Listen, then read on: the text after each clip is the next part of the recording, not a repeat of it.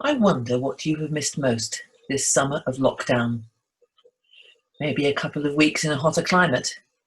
Maybe a trip to see family and friends. Maybe a cruise. For some, the big miss has been summer music festivals. From Glastonbury to the proms, the whiz kids of online music have done their best to recreate the experience, but somehow camping in a muddy field or queuing in the heat of South Kensington doesn't quite transfer via the virtual world. And for some, the big miss has been the Christian music festivals. New Wine, Greenbelt, they all moved to online this year. And for many, this is a real sadness.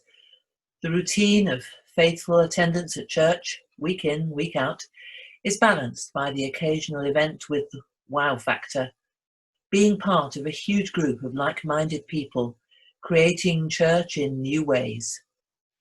We're going to pick up on just a little of this by using resources from Greenbelt at our online circuit service this evening, when the festival would normally have been in full swing, with people from our circuit there taking part.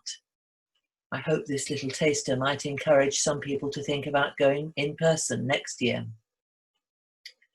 But why am I encouraging people to think about looking further afield?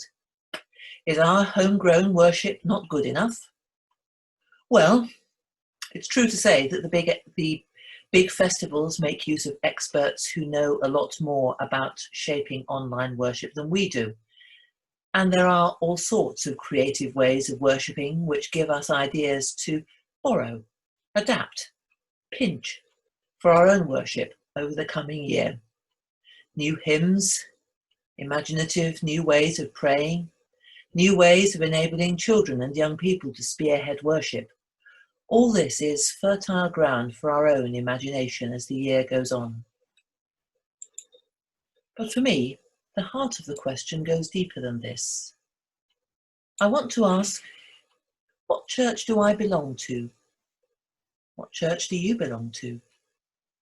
If the answer is ex-Methodist Church, then I don't think we're looking far enough. Our own church, however wonderful it is always shaped by its own time, its own place, and given a particular focus by the people who are in it. Or if the answer is the Methodist Church Britain, then I still don't think we're looking far enough. The Methodist Church, which can also be wonderful when it is fully following God's calling to social and scriptural holiness, is just one part of something much, much bigger.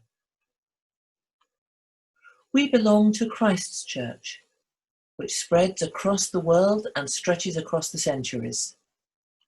And there is a wonderful, beautiful variety about Christ's Church. It has space for people who speak 1,000,001 different languages. It's a Pentecost church where we can understand each other when we are all speaking about Christ. It's home to scholars fluent in 6 languages and people who've never had the chance to learn to read.